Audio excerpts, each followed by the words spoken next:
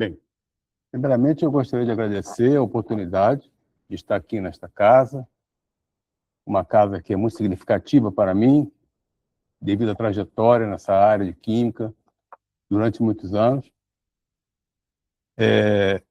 Eu não vim aqui para falar de química, claro, porque falar de química na Casa da Química é como chover no molhado. Mas dividir com vocês um pouco a nossa experiência, a nossa vivência de quase meio século de trajetória nessa área de segurança, pelo Brasil, fora do Brasil, conhecendo um público diverso, fazendo amizades, construindo conhecimentos, dividindo com várias pessoas informações relevantes. Então, nós tivemos a oportunidade, felizmente, até por eu ser de uma instituição reconhecidamente de referência na área de saúde pública, eu tive a felicidade de poder representar essa instituição, a Fundação Oswaldo Cruz, popularmente conhecida como Fiocruz, em vários recantos do Brasil e de outros países também da América Latina. A nossa preocupação sempre foi com a integridade do ser humano, a proteção do ser humano, não permitir a sua exposição desnecessária. Então, a minha palestra hoje vai ser focada nisso. Mostrar um pouco dessa trajetória, o que aconteceu, o que acontece, o que esperamos que aconteça daqui para frente nesta área aí, que é muito crítica. Não tá...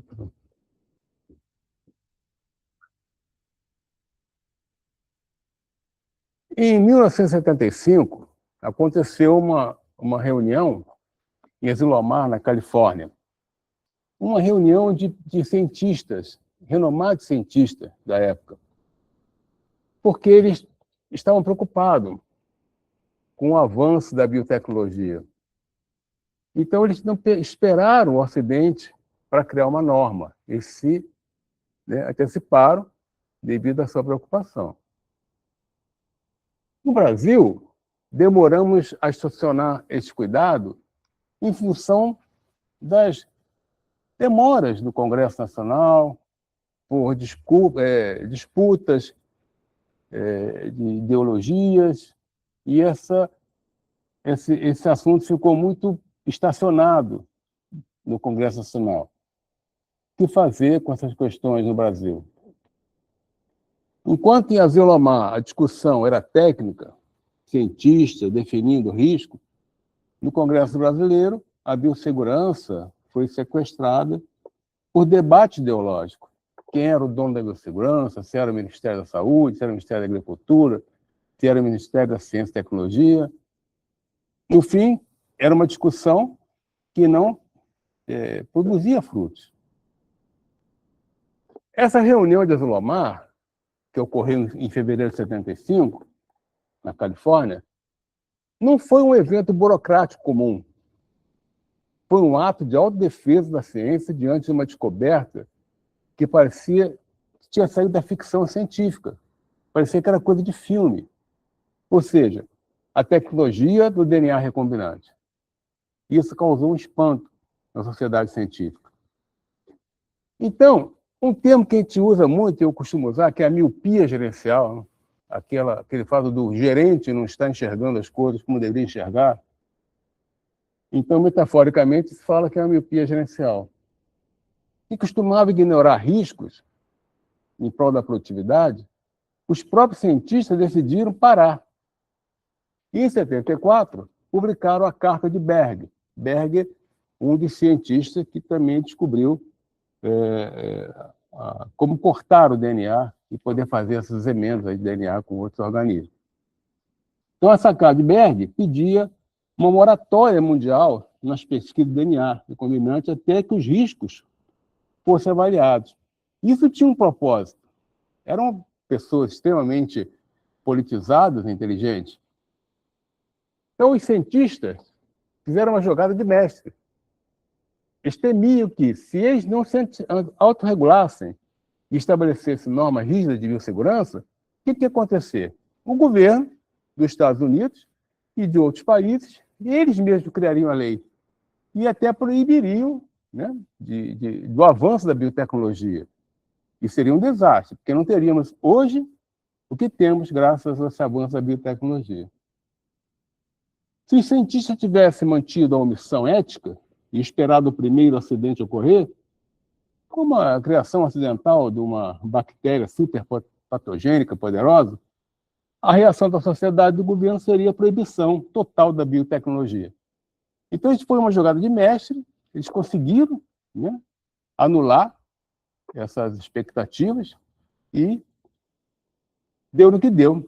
A biotecnologia está aí e fazendo os seus milagres.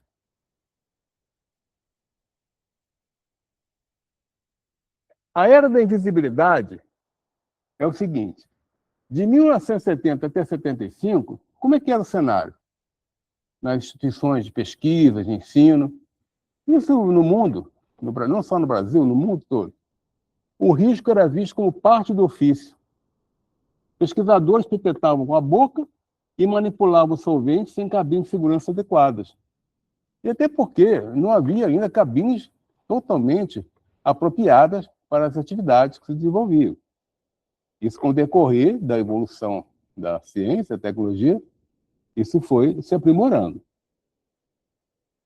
No questão da omissão ética, o foco era puramente o resultado científico. A saúde do cientista era secundária.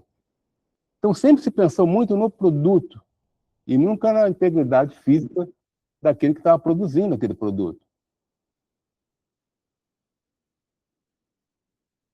Nos anos 70, no Brasil, há um ponto de inflexão. Entre 77 e 78, a Lei 6.514 cria as normas regulamentadoras que nós conhecemos hoje, que estão instaladas no Ministério do Trabalho e Emprego. Então, o Brasil obrigava a instituição a olhar para a insalubridade e para a periculosidade. Então, começaram a surgir os primeiros serviços especializados em engenharia de segurança e medicina nas instituições científicas e educacionais.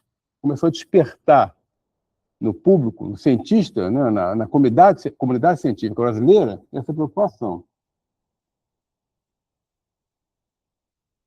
Antes de 1970, a segurança era um palpite. As pessoas opinavam sem base, sem fundamento, porque era difícil a leitura de um artigo científico, a circulação de uma revista científica, era tudo muito precário. E nós sobrevivíamos à ciência por sorte, não por gestão.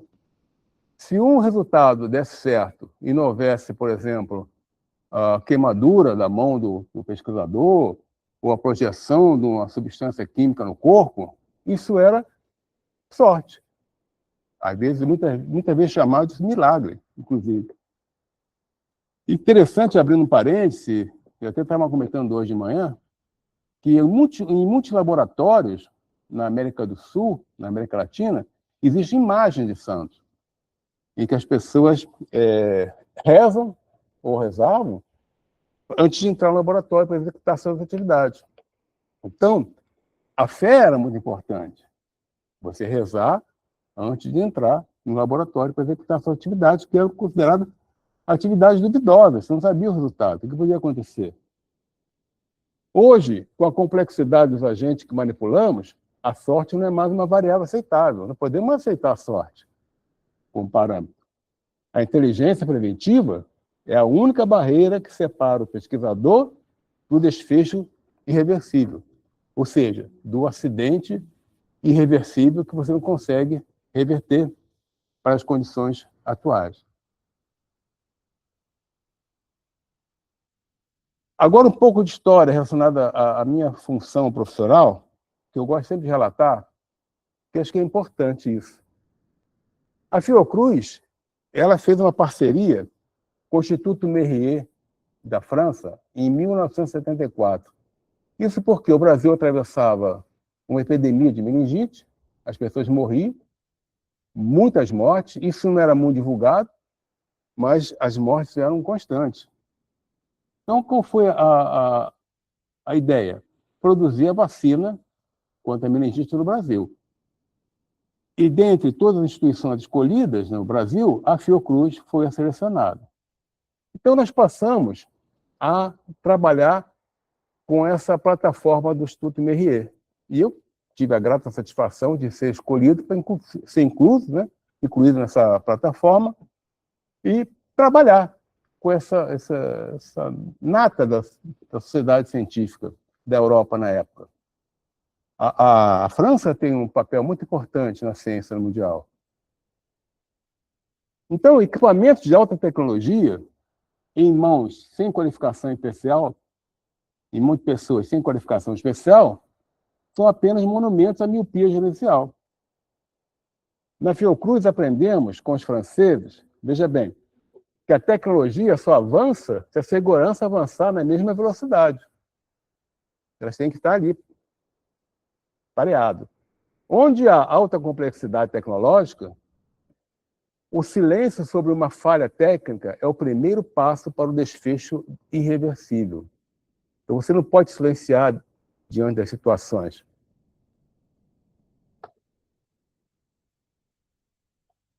Se o Merrier, o Instituto Merrier, nos deu a escala, outro instituto importante, o Instituto Biquet, nos deu a disciplina, porque é uma diferença muito grande na cultura francesa e japonesa.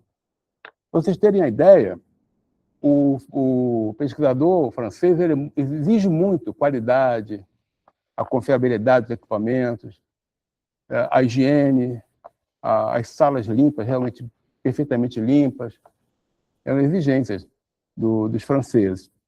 Enquanto que o Instituto Biquet, os japoneses, foi uma segunda escola de que nós tivemos a sorte de participar, nos deu a disciplina. Todos nós sabemos quanto disciplinado é o japonês. A parceria com o japonês me ensinou que, em um laboratório de alta complexidade, como na produção de vacinas, por exemplo, o mais ou menos é o caminho mais curto para a tragédia. Então, não existe mais nem menos, tem que ter o certo, o que é o certo. E nós fomos aprendendo isso, o que é o certo. E, às vezes, eu sou até muito exigente, por eu ter sido chefe de laboratório durante algum tempo, eu exigia muito das pessoas essa qualidade, essa responsabilidade. Na Fiocruz, o legado do Biquet está em cada protocolo de segurança que seguimos. Aprendemos que a inteligência preventiva exige uma atenção meticulosa aos detalhes químicos e biológicos. Quem ignora o rigor do processo está, na verdade, flertando com a missão ética.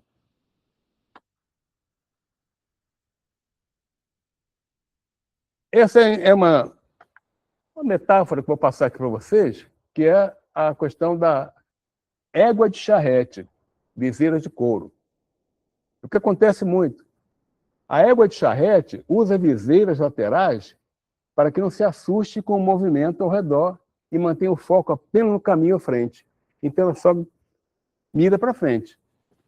Ela não tem, assim, distrações ao lado. A tecnologia nos deu charretes potentes e velozes, mas se mantivermos as viseiras de miopia gerencial, que são as viseiras de couro, o desastre é apenas uma questão de tempo. Se um profissional de qualificação especial significa retirar as viseiras de couro, então precisamos ter a coragem de olhar para os lados, enxergar os riscos que estão ao nosso redor, que a pressa tenta esconder e interromper a marcha sempre que a segurança foi ameaçada. Então, no laboratório, quem corre como égua, metaforicamente falando, égua de charrete, acaba atropelando a própria vida. Então, são exemplos que a gente traz, porque por a gente ter um conhecimento desse mundo científico, em vários lugares, cada instituição, cada laboratório, a forma de pensar a ciência é diferente uma da outra. Então, isso nos preocupa muito. Não há uma uniformidade nessas questões. Aqui faltou uma coisa. Aqui. Sabe que eu tinha que voltar aqui para refazer essa imagem. Ali em cima você vê uma imagem de pesquisadores na década de 1960 participando de um curso de biologia parasitária na Fiocruz. E abaixo você vê o mesmo laboratório já aplicando um curso de biossegurança. Então, na época, na década de 60, não havia biossegurança, não havia essa questão de cuidado com a integridade física do estudante, do trabalhador, do cientista. Então, você vê o mesmo laboratório que um dia serviu, né, de plataforma tecnológica para os cursos, serviu depois, na década já de 2015, como um ambiente para qualificação de alunos no tema da biossegurança.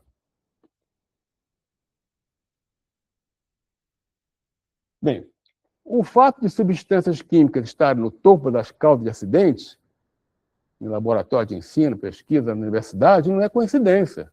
Não é uma coincidência. É o resultado direto da exposição involuntária e da manipulação de agentes com severa complexidade por pessoas que muitas vezes possuem apenas conhecimento teórico, básico, do ambiente acadêmico e também é mal orientada. Se o laboratório acadêmico é o berçário do profissional, o professor é o guardião da cultura de segurança. Todos nós tivemos um professor na nossa vida, desde o ensino fundamental até a universidade.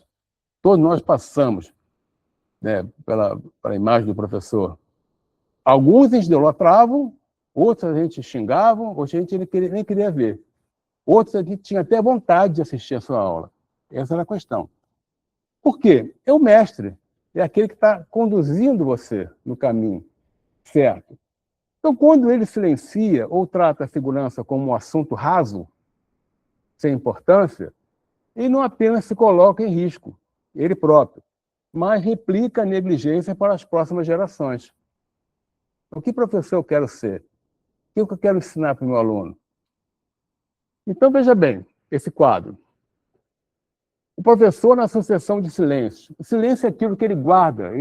Ele sabe do problema, mas ele não quer falar. Ele não quer arranjar problema, não quer confusão. Então, ele silencia. Normalização do risco. Assunto raso. Sempre fiz assim e nunca explodiu, nunca me queimei. Um impacto no aluno. O aluno aprende que o protocolo é uma coisa burocrática. Prioridade invertida. Assunto raso. Foco total no resultado do experimento, para publicar. Então, muitos professores querem que o aluno corra com os resultados para ele poder publicar, porque ele quer estar também lá no artigo, mesmo que seja o último lugar. Seja lá na última referência, mas ele quer estar junto. É produção acadêmica. E o impacto no aluno? A pressa substitui o rigor, gerando o desfecho irreversível. Ele pode se acidentar. Abandono de bancada. Deixa alunos sozinhos em experimentos de severa complexidade. Isso acontece muito, eu sou testemunha disso. O aluno, sem qualificação especial, fica desorientado sobre essas ações. Aí o que ele pergunta sempre, o que fazer? O que eu vou fazer? Silêncio hierárquico. O professor não cobra da instituição, da reitoria, da direção, os equipamentos individuais ou de coletivo adequados. Muitas vezes nem equipamentos tem. E o aluno vê aquilo como uma coisa normal. Se não tem equipamento, não tem tanto risco, não tem tanto problema. Eu vou fazer, vou arriscar. A instituição entende que está tudo bem e mantém a miopia gerencial. Essa miopia, o fato de não querer enxergar a realidade. Em 30 de outubro de 2015, na Universidade de Wheaton High School, em Virgínia, ocorreu um incêndio repentino e uma explosão química durante a demonstração de um professor sobre a composição de metais na demonstração do arco-íris, a coloração dos metais. Quando você queima o metal, as cores que o metal desenvolve. O acidente causou queimaduras em 3 alunos e no professor, além de ferimentos em outros 3 alunos. Então, a The Virginia Corporation Safety and Health investigou o acidente e concluiu que o recipiente de etanol usado no experimento estava apenas com um quarto cheio. Tinha um espaço acima, repleto o quê? De gases. Então, esses gases é que explodiram, causando o acidente gravíssimo. Agora, eu pergunto a você, a escola é um lugar para o aluno se acidentar? A escola é um lugar para o professor se acidentar? O professor que negligencia a segurança química em sua aula está cometendo um erro pedagógico fatal. Ele está ensinando que a vida é secundária ao conhecimento. Então, eu preciso conhecer, mas não importa a minha vida. Vou conhecer a qualquer custo. Por exemplo, quando o mestre se cala diante de uma cabine de segurança inoperante, ou seja, o aluno precisa usar a cabine de segurança química, ela está inoperante, e o professor se cala, ou se um aluno sem luvas vai manipular um material tóxico, ou se um aluno sem óculos de segurança está sujeito a ter o material projetado nos seus olhos, quando o mestre se cala diante disso, legitimando esse silêncio, que anos depois poderá se manifestar como uma doença, ou um sinistro de grandes proporções, é muito grave. É um erro pedagógico fatal. Aí você perguntaria para mim, mas acontece isso? Sim, acontece, e muito. Acontece muito mesmo. Na academia, o silêncio do mestre é o grito da tragédia anunciada. Quando o pesquisador que detém o conhecimento da letalidade invisível dos agentes químicos e biológicos decide se calar diante da precariedade, ele não está apenas cometendo uma falha administrativa. Está cometendo o quê? Uma prevaricação ética, pois sua omissão coloca em risco direto a vida de alunos, técnicos e profissionais de limpeza, e profissionais em geral, que confiam em sua liderança científica. Então, professor que não diz para o aluno que luva de látex é diferente de luva de nitrilo, que é diferente de luva de borracha butadieno, está omitindo, está prevaricando. Isso não é correto. Então, você vê, são umas imagens que eu fotografei durante minha trajetória de viagens nas instituições de pesquisa. Isso é o tipo de organização que você, na época, via e ainda vê até hoje dessa forma. As coisas não melhoraram muito.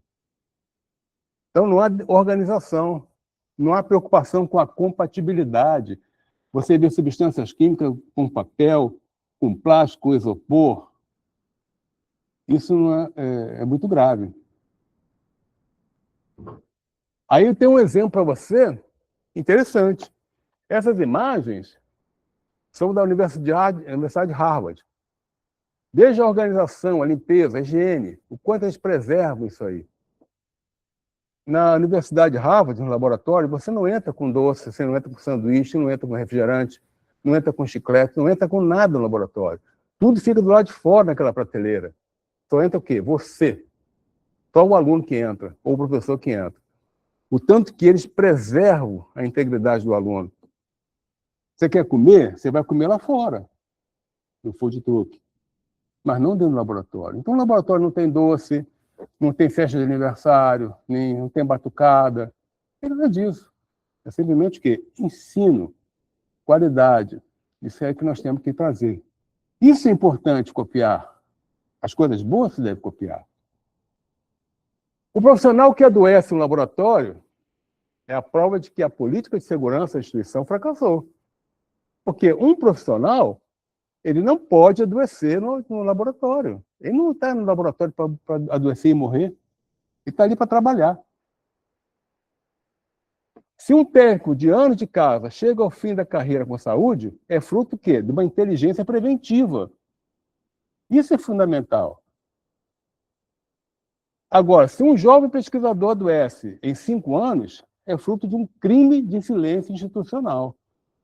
Porque se ele se adoeceu em 5 anos, é porque ele foi exposto a alguma coisa, sem conhecer, sem saber. As instituições brasileiras, em geral, precisam parar de festejar números e começar a contar a integridade física dos seus quadros. Isso que é importante. Muitos profissionais e estudantes têm suas vidas abruptamente interrompidas pela ausência de conhecimento, pela exposição involuntária. Ele não quer se expor, ele é exposto involuntariamente, não é desejo dele se expor aos agentes químicos, bem como pela negligência em relação à segurança em geral. No laboratório, o conhecimento é o único equipamento de proteção que ninguém tira de você. É o teu conhecimento, aquilo que você sabe. Eles podem tirar a tua vida, mas você leva o conhecimento para o túmulo. O conhecimento ninguém tira. Quem não compreende profundamente a complexidade do que manipula, transporta e armazena, está fadado a se tornar apenas mais um número anônimo no extenso rol de acidentados que o mundo registra todos os anos. Bem, os acidentes não são só brasileiros, é mundial. São muitos acidentes pelo mundo todo. Obviamente que não dá para a gente relatar tudo aqui, mas quem tiver interesse depois eu posso mandar algumas referências.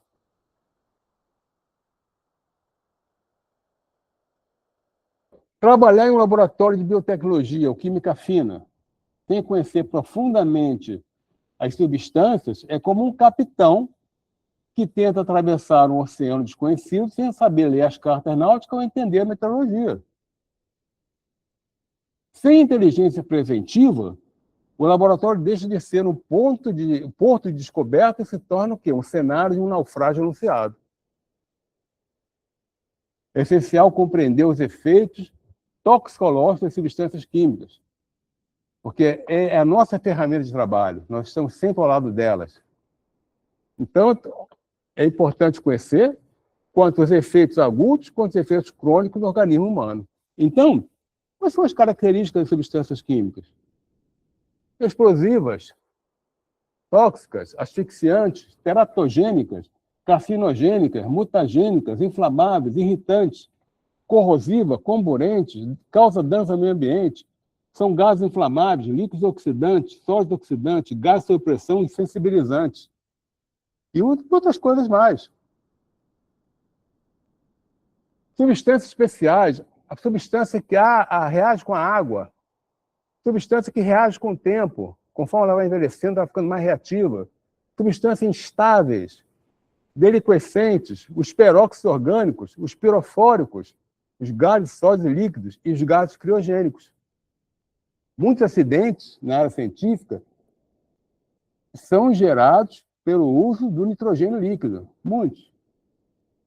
Então, se uma brigada de emergência for chamada para um vazamento de nitrogênio e não tiver a expertise científica necessária, eles podem entrar em uma sala saturada, sem aparelho de respiração autônomo, acreditando que aquela névoa é apenas um vapor d'água e sucumbir aos efeitos do nitrogênio. Você perguntaria, isso acontece? Sim, acontece. Muitas pessoas intoxicadas morreram por estar expostas aos vapores do nitrogênio líquido. O nitrogênio líquido é o mestre do silêncio no laboratório. Ele não cheira, ele não tem odor, ele não tem cor, e ele não avisa quando está expulsando a vida de você. Quando ele vai tirar a sua vida, ele não te avisa. O que ele faz? Ele te cala, ele te adormece, você desmaia, e ele leva a sua vida. E você precisa conhecer isso, precisa saber disso. Ele não vai te avisar. O nitrogênio não é violeta, não é laranja, ele não tem cor, não tem odor. Então, resumindo, a nossa área de trabalho é uma área muito crítica. Nós temos que ter muita atenção, se a gente quiser viver algum tempo mais. Algumas outras neurotoxinas, algumas toxinas importantes, eu coloquei aqui, são as neurotoxinas, hematotoxinas, hepatotoxinas, nefrotoxinas, dermatotoxinas, ototoxinas. Então, você imaginar que quem trabalha com solvente orgânico pode ficar surdo, esses são os trabalhos da atualidade, essas pesquisas com xilol, diclorometano e outros solventes aí que podem causar esse dano, muitas vezes irreversível. Quanto à exposição a agentes perigosos, que a gente sabe que nosso ambiente ele é repleto de agentes perigosos, nós temos aquela exposição aguda, que é aquela imediata, os efeitos agudos e imediatos. você entrou no laboratório que está com formol disperso, você vai sentir dor de cabeça, náusea, tontura, pode até desmaiar. Mas se você sai do laboratório e vai ali tomar um ar, respira lá um ar atmosférico, uns 15, 20 minutos, e no meu você melhora. Porque foi algo agudo. Você conseguiu reverter. Agora, quando é crônico? Quando é crônico é perigoso, por quê? Aqui é só a imagem de o que é a aguda. A exposição, depois do desmaio, mas depois você volta ao estado normal. A crônica é a exposição repetida a níveis de baixo e médio, a níveis baixos e médios, né, dos produtos reconhecidamente tóxicos. Então, um pouco hoje, um pouco amanhã, um pouco depois. Aí você vai se acostumando. E depois, no final da tua carreira, quando você está para se aposentar, ou até um pouco antes, você desenvolve uma enfermidade, uma doença qualquer, que muitas vezes é crítica. Então, um pouquinho na segunda, na terça, na quarta, na quinta, na sexta, assim vai, até você até desenvolver uma doença. Na realidade, na nossa vida profissional, no nosso laboratório, na nossa fábrica, os perigos, os riscos estão sempre orbitando em torno da gente. Estão sempre orbitando. Nós nunca estamos soltos no laboratório, na fábrica. Tem sempre algo que você tem que se preocupar. Se você entra num almoxarifado de agentes químicos, você tem que ter cuidado. E nem tudo ali está seguro. Dependendo da empresa que você está, do local que você está, pode não estar totalmente seguro. Pode uma prateleira daquela romper? Pode. Pode uma empilhadeira bater numa prateleira daquela, numa estante, e derrubar os produtos? Pode. Acontece isso? Sim, acontece. Há relato disso? Sim, há relato disso. Então, isso aí está sempre em torno da gente. Na verdade, você tem o perigo óbvio, aquele que você consegue identificar. Por exemplo, no almoxarifado, aquelas bombonas ali, eu estou conseguindo ver. Eu vejo ali o meu laboratório totalmente desorganizado, lá na direita. Eu vejo aqui uma pessoa trabalhando, a centrífuga, uma autoclave, um frasco de substância química, de solvente. É óbvio, eu estou vendo isso no laboratório.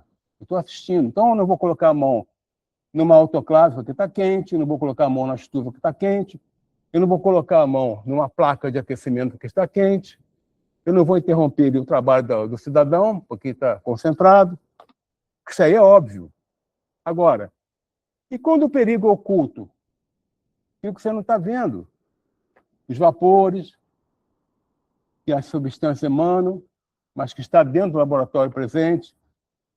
Você não está vendo, mas está presente. As partículas, material particulado que está disperso no ar, e você está inalando aquilo. Então, veja bem, sempre haverá uma fonte emanando alguma coisa para atingir, não propositalmente, porque faz parte do cenário, é uma fonte, hipoteticamente, potencialmente pronta para atingir o usuário. Então, ela tem um caminho que ela percorre, pode ser um caminho curto, pode ser um caminho longo, mas a tendência é quando não há medidas preventivas e você está exposto a essa fonte. E essa fonte pode ser qualquer coisa. Então, veja bem, duas imagens.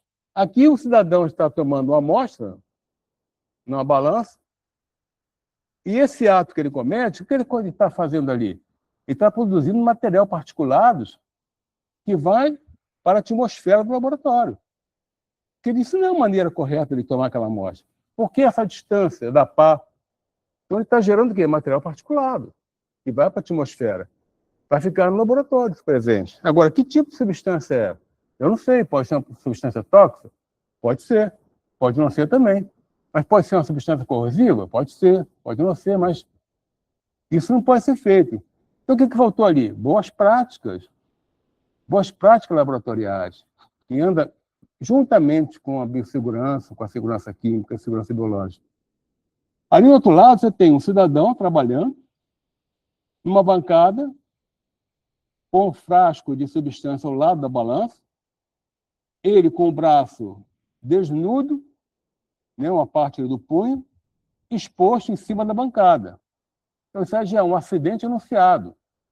Então, essas coisas é que são fontes prejudiciais, que a gente não percebe, mas está ali presente. Então, o que nós temos que ter? A capacidade de identificar isso aí. É isso que nós temos que ter. Uma pós-doutoranda da Universidade do Havaí perdeu o braço. Ali você está vendo o jaleco dela, que é o sangue que ela perdeu. Perdeu muito sangue.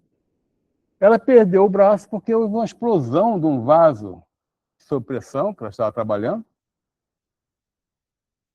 Então, além de perder o braço, ela sofreu queimaduras faciais, escoriações na córnea e danos nos nervos dos ouvidos, que levou à perda da audição em altas frequências.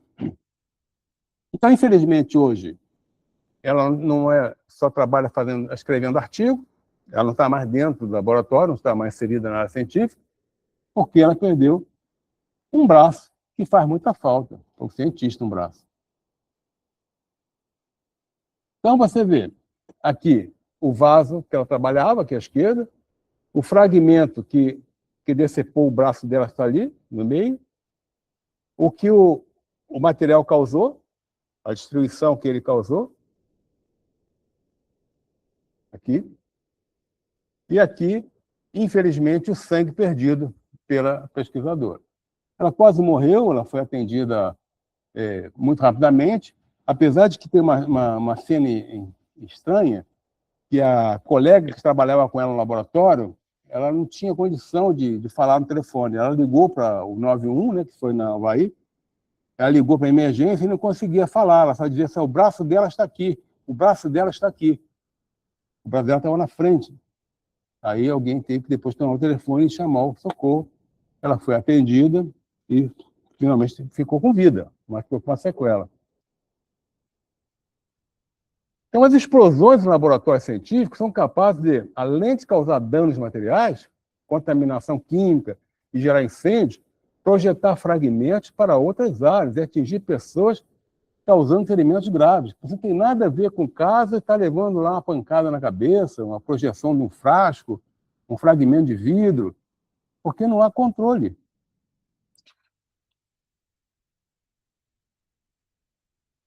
Muitos acidentes de grande repercussão em laboratório acadêmico resultam em ferimentos graves e morte. Perda de visão, queimaduras gravíssimas. Queimadura química é muito difícil de você curar, porque a pele não fica com a mesma tenacidade de antes. Então, o estudo de segurança em laboratórios acadêmicos ainda está subdesenvolvido. E os dados necessários sobre mudança nas atitudes e comportamento em relação à segurança não são coletados, não são dispensados e não são divulgados. Então, para você fazer uma pesquisa nesse tema aí que nós trabalhamos, você tem que fazer uma pesquisa muito extensa, porque os artigos estão escondidos, às vezes, não são muito divulgados. Então, quando ele é um artigo realmente muito assim, importante, que é divulgado, e tem a chamada na internet, às vezes, você consegue ter acesso. Se você não fizer parte desse meio, você não tem acesso aos documentos. Mudar o layout no laboratório é uma questão de engenharia e arquitetura. Isso é fato. Mudar o comportamento de quem o habita é uma questão de sobrevivência e ética. De nada adianta os melhores ensinamentos se o comportamento do operador for regido pela pressa, negligência ou pela omissão. Aí você vai perguntar para mim, mas professor, Paulo, essa mesma, a pessoa trabalha com pressa, com negligência, omitem? Sim, é o que mais fazem em muitos lugares. Eu falo isso, gente, por experiência, por vivência. Então, o acidente poderia ser evitado? Sim, você evita um acidente quando? Ao invés de ensinar o cidadão a correr para o chuveiro de emergência, você ensina o quê? A ele não se acidentar. Então, eu vou encher meu laboratório de chuveiro de emergência, lava-óleos, mas não vou ensinar ao meu profissional a ter cuidado, mostrando para ele que a vida dele é extremamente importante. Então, a verdadeira maturidade de uma instituição não é medida pela rapidez com que o técnico treinado para chegar ao lava-óleos, mas pela eficácia de barreiras que impedem que o contaminante atinja a face desse trabalhador, desse profissional. É isso que nós temos que fazer, é a cultura da segurança. Fazer com que os nossos trabalhadores absorvam essa cultura. O perigo no laboratório não está apenas à altura de seus olhos. Ao sentar-se na bancada, suas pernas e região genital tornam-se alvo principal da gravidade e da química. Então você vê as imagens, a pessoa sentada ali na bancada, numa posição totalmente confortável, e às vezes fica ali trabalhando, produzindo seus resultados, de uma forma totalmente incorreta. Aí pode se acidentar? Pode, que é o cansaço, né? As dores vão aparecer, a irritação aparece. Então, a vestimenta está protegendo você das suas partes mais vulneráveis? Será que está? São perguntas que tem que fazer. O acidente na Texas University, em 2010, é um dos eventos de caso mais emblemático. O estudante estava trabalhando com a síntese de um composto energético, derivado de hidrazina e perclorato de níquel. Olha só, gente, que mistura, hein? O erro, o ato humano, o que ele cometeu? Ele decidiu, por conta própria, que ele podia aumentar a quantidade. Vou botar 100 gramas para ver o que acontece. Sem autorização ou revisão de risco. Ele fez por conta própria. Aí, novamente, pergunto, isso acontece? Sim. Na universidade, os alunos submetem, às vezes, desafios aos equipamentos, desafios às condições normais e acabam se acidentando. Tem uma prática muito comum nos laboratórios, na universidade, na escola técnica de química, que é o espelho de prata. E qual é a recomendação do professor? Não olha no tubo de ensaio, não olha no tubo de ensaio. E o cara olha, e ele se acidenta, ele fica cego, o negócio projeta no olho dele. Então, isso, infelizmente, é isso. O composto detonou, enquanto ele triturava com alfarita, um grau. O estudante perdeu 3 dedos na mão esquerda, sofreu perfuração nos olhos, queimaduras graves. Foi uma destruição além da patrimonial física, atingindo a integridade biológica de um jovem pesquisador. Aí eu pergunto a você, qual é o propósito de você passar vários anos estudando para, no fim, se acidentar numa universidade? Na hora que você chega na universidade, onde você vai ser transformado num cientista, e você pode ser ali um pesquisador de renome no futuro, você se acidenta, aí vai para casa sem olho, cego. Então, esse evento foi tão grave que gerou uma investigação detalhada da United States Chemical Safety Board, CBS. Então, de acordo com o levantamento da US Chemical Safety Board, realizado entre janeiro de 2001 e 2018, foram registrados 261 acidentes laboratoriais significativos. Tais eventos ratificam a premissa de que o desastre não é fruto do acaso, mas sim a materialização de uma sucessão de silêncios institucionais e operacionais que negligenciaram os microeventos diários. Então, você vê uma não conformidade hoje, aí você ignora. Amanhã você vê a mesma, ignora. Aquilo aumenta, e você vai ignorando. Chega um determinado momento que ela vai se pronunciar. E quando se pronuncia sempre da pior forma. Então, eu faço essa brincadeira com meus alunos, é sobre o Hooke. Todo mundo conhece o Hooke. Sabe que para o Dr. David Banner se transformar no Hooke, ele precisa o quê? Excitação. Ele precisa ficar bem danado, bem com raiva, para ele se transformar no Hooke. Então, é uma mudança de comportamento. Então, um acidente é um somatório de eventos. Nenhum acidente surge assim do nada. Algo passado foi se acumulando até que gerou o acidente principal.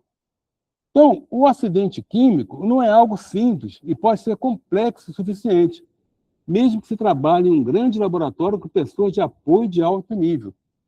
Uma coisa que eu sempre digo, não é o cargo, não é o título. Você pode ser doutor, pós-doutor, isso não qualifica para a segurança. Você tem que estar formado em segurança. Se você se formar, doutor em quê? Doutor em parasitologia? Doutor em quê? Doutor em educação? Você é doutor em segurança química? Não. Então ele vai servir muito pouco. Ele não é doutor em segurança química. Ele não é doutor em biossegurança. Ele é doutor naquele estudo, naquela tese que ele desenvolveu. Então, passando para cá. Aqui é o estado de equilíbrio. Nós estamos no estado de equilíbrio. Um laboratório sempre está... Toda atividade no laboratório, no hospital, em qualquer lugar. Ele sempre está em equilíbrio. E quem que você desequilibra? Quando é que você começa a desequilibrar? Quando não existe uma gestão eficaz, quando a qualificação não é adequada, quando não há protocolos operacionais padronizados, quando os resultados são imprecisos, não são confiáveis, quando não há ética, quando a coesão entre pessoas também não se dá, quando a segurança instalada não é aplicada, quando o conhecimento do grupo de trabalho é pequeno, é frágil, quando o empenho do grupo de pessoas também é frágil, quando não se dedicam, não há dedicação do coletivo, quando não há honestidade, quando não há política de segurança química, quando não há cultura de segurança instalada e internalizada. Então, quando você quebra o equilíbrio, você quebrou o equilíbrio aqui. Essa curva, a tendência é subir. Aí você vai gerar um acidente. Então, o que acontece aqui, no ponto zero, é o estado lá do pesquisador, Dr. David Banner. Aqui já é a transformação no Hooker. Ele vai tomando força até gerar um grande acidente.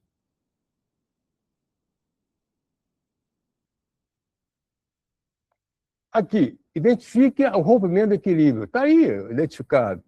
Você tem 2 cilindros de gás num laboratório, encostado numa parede, um deles sem o capacete de proteção, sem amarração, não deveria estar dentro do laboratório, e depois o cilindro explodiu lá, explodiu.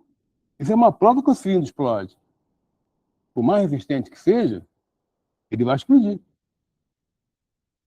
Infelizmente, o Brasil não possui uma agência centralizada com um mandato específico e exclusivo de investigar e prevenir acidentes químicos em ambiente de ensino, nos moldes do que a CSB faz nos Estados Unidos. Quem regulamenta no Brasil? É o Ministério do Trabalho, é o Corpo de Bombeiro, é a Agência Nacional de Vigilância Sanitária, são os órgãos ambientais e, às vezes, os conselhos regionais investigam. Mas no Brasil não tem um órgão que deveria ter para controlar essas questões. Controlar um professor, por exemplo, que quer expor seus alunos desnecessariamente.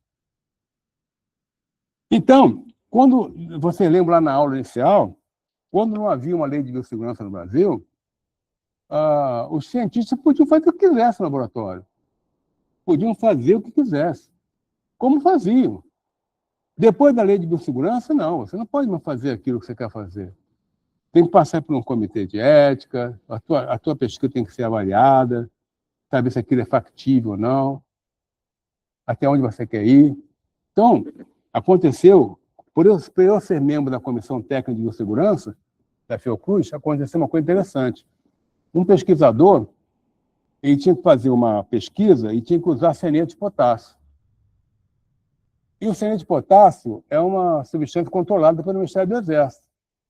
Ele conseguiu autorização e comprou 2 quilos de cianeto de potássio e armazenou. Não, ele comprou 2 quilos de cianeto de potássio e começou a fazer uma obra no laboratório para poder fazer a pesquisa que ele ia fazer. Só que nós descobrimos o seguinte, que o que ele ia usar eram miligramas, mas que ele comprou muito porque aproveitou o preço, aproveitou já a autorização do Exército e tal. Conclusão. Se não existisse a Comissão de Biossegurança, se não existisse a lei de biossegurança, ele poderia fazer aquilo sem problema nenhum. Então, ele foi barrado, nós barramos a atividade na comissão, ele foi proibido de fazer o trabalho, porque ele ia expor toda uma comunidade. Expor em que sentido? Porque o cianeto de potássio é altamente tóxico. Ele é capaz de matar uma população inteira. Aí a pergunta clássica que eu fiz, que derrubou todos os argumentos dele.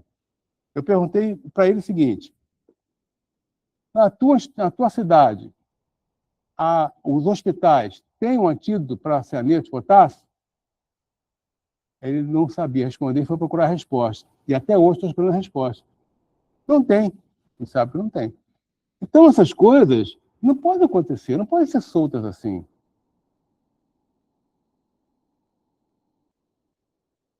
Uma brigada que ignora, pode ser uma brigada de incêndio, uma brigada de emergência, que ignora a ciência do ambiente que protege, atua como um exército cego. Então, quantas brigadas de incêndio que tem nas instituições científicas que nunca fizeram um curso de segurança, de biossegurança? E eu tenho esse costume de fazer essas pesquisas, que eu estou nos lugares, eu converso muito com o pessoal das brigadas. Puxo assunto com eles, aí às vezes faço perguntas clássicas para eles, como assim, você conhece a diferença entre um vírus e uma bactéria? Não. Você conhece um protozoário? Não, assim, não conheço. Então, quando eu vou mais além, eu pergunto, você conhece um OGM? E? Um OGM, organismo geneticamente modificado? Não. E como é que você vai apagar um fogo, então, no laboratório que trabalha com OGM, se você não conhece o que é OGM? Olha as inconsistências. Então, isso acontece, gente. É preocupante, muito preocupante. Então, em biotecnologia, por exemplo, o inimigo não é apenas o calor, mas também a informação biológica invisível. Se o socorrista não compreende os riscos associados a organismos geneticamente modificados, pode sobreviver ao incêndio. Ele vai apagar o incêndio, apagou lá o fogo, sobreviveu. Mas será que ele vai sobreviver, talvez, a uma exposição ao organismo geneticamente modificado? Ou será que ele transportou esse material para fora do laboratório, de um ato, talvez, involuntário, mas não premeditado, mas que aconteceu? Aí ficam as dúvidas. Então, a intervenção sem critério é o último ato de uma sucessão de silêncios gerenciais. Não pode acontecer. Todos que trabalham em instituições científicas e educacionais merecem que qualificação plena, conhecer tudo. Então, um brigadista tem que conhecer tudo. É trabalhoso? É trabalhoso. Ele quer? Quer. Se não quer, vai embora. Essa é a questão. Ninguém obriga ele. Mas se você se incorpora, você tem que aceitar as condições do trabalho. Nos Estados Unidos, o Corpo de Bombeiro, ele só admite, para entrar no Corpo de Bombeiro, pessoas que têm curso de biossegurança na área de OGMs. É uma exigência. Quando as instituições brasileiras se limitam a ações superficiais, com a fixar cartazes, as instituições gostam muito de cartaz, né? Não pode isso, não pode ali, cuidado, não abre aqui, não abre ali. Gostam muito disso. Então, bota cartaz em toda parte do laboratório.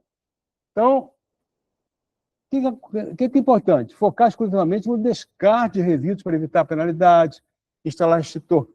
Às vezes, quer instalar extintores, por vezes, incompatíveis, implementar treinamentos de segurança inconsistentes.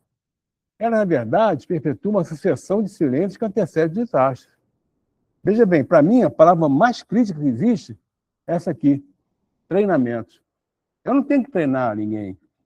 Eu tenho que qualificar a pessoa. E treinar é muito simples. Eu posso treinar a pessoa a jogar uma bola no cesto. Ela vai ser a melhor jogadora de bola. Mas eu não a qualifiquei. Eu preciso qualificar. E é muito mais importante a qualificação. Então, as instituições que se contentam com o raso estão, na verdade, assinando uma promissória que a tragédia cobrará com juros de sangue. O excesso de etiquetas no laboratório é o confete de uma gestão incompetente. Se o cara tem competência, se o laboratório dele é competente, não precisa disso aqui tudo. Não tem nada disso. Não pode entrar, acabou, ninguém entra. É proibido entrar, ninguém entra. Agora, para que sinalizar tanto? Para assustar as pessoas? As atividades são executadas dentro do laboratório, ou são executadas lá de fora do laboratório. Então, etiquetas não interrompem a sucessão de silêncio, apenas tentam escondê-las sob uma camada de papel e cola. Então, meu laboratório é muito perigoso, eu não qualifico as minhas pessoas adequadamente, mas então eu vou sinalizar a porta do laboratório para ninguém nem chegar, nem passar perto. De tanto símbolo que tem. E quando coloco as caveiras, agora não estão colocando muito, mas antigamente, caveiras, né? Aqui de tóxico.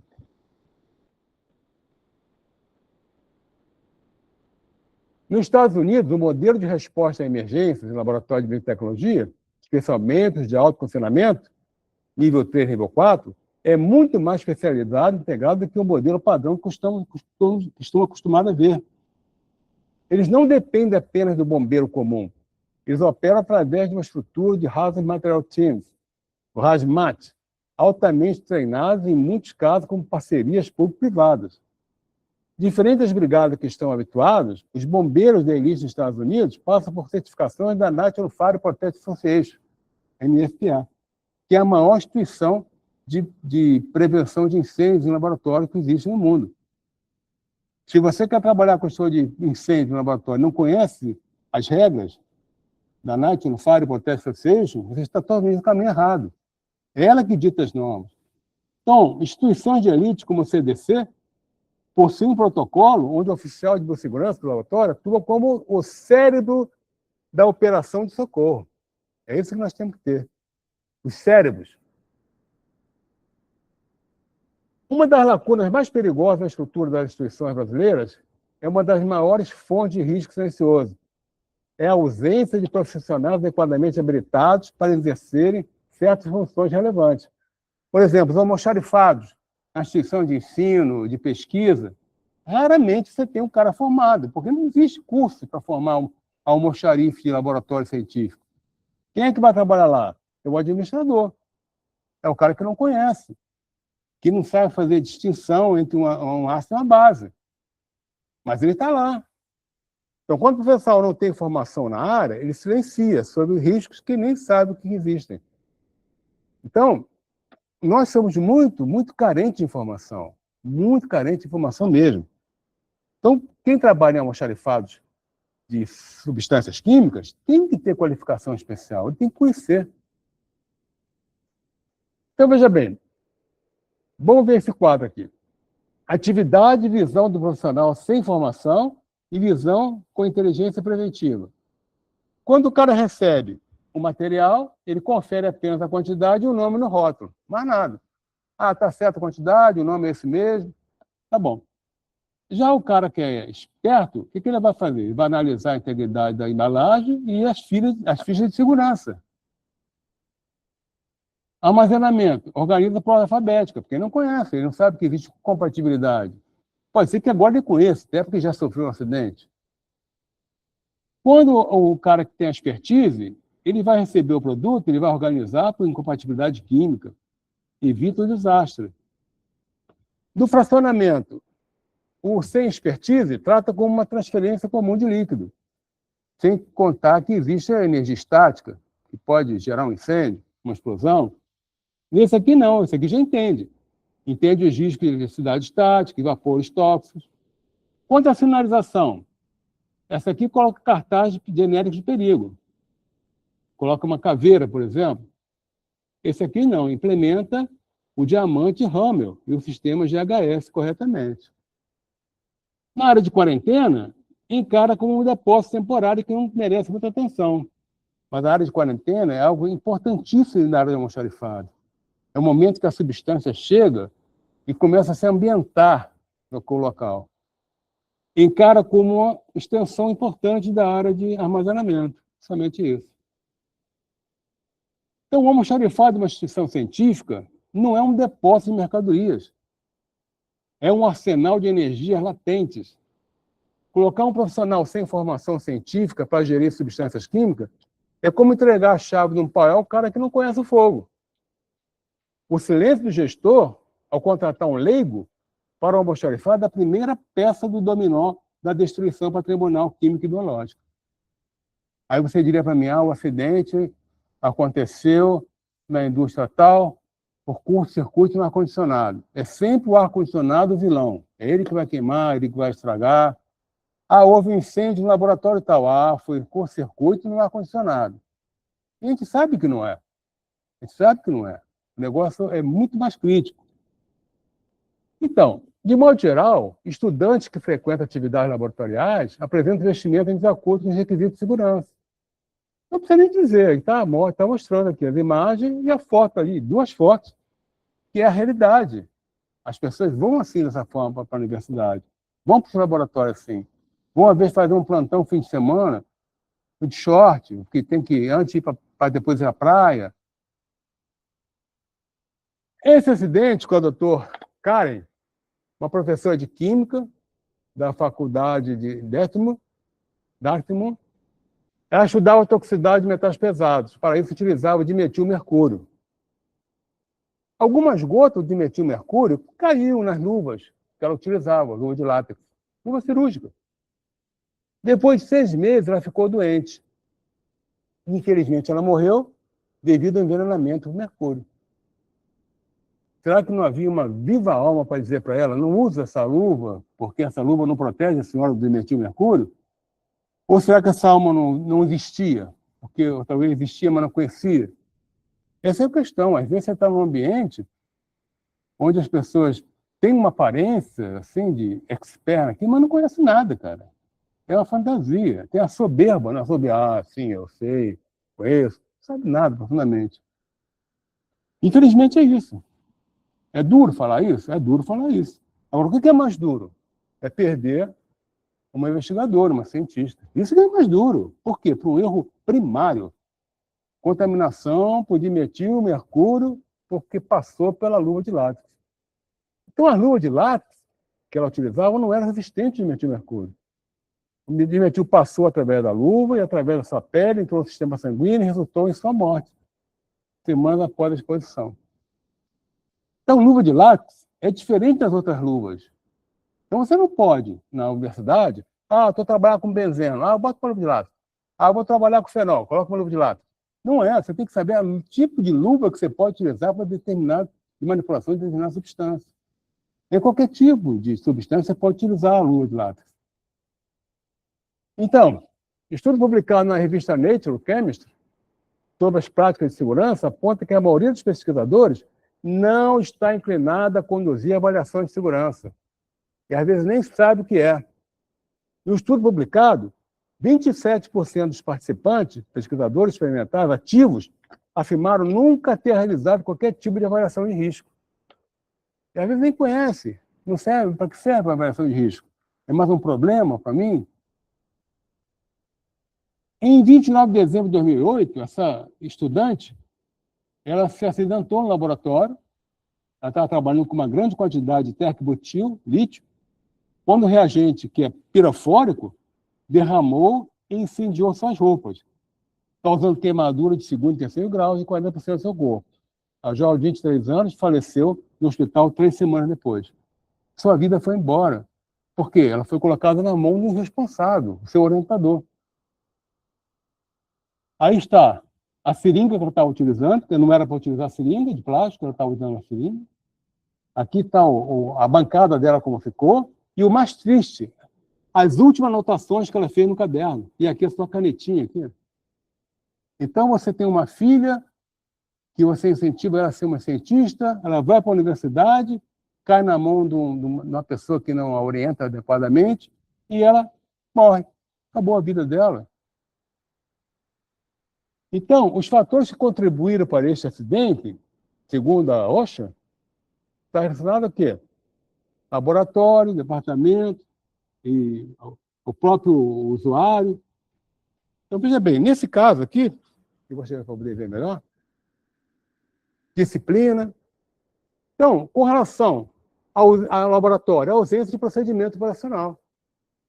Instituição, não tem política de segurança, porque se tivesse, ela não morreria. Departamento, falta de gestão. Na disciplina, metodologia inadequada. E o usuário, qualificação.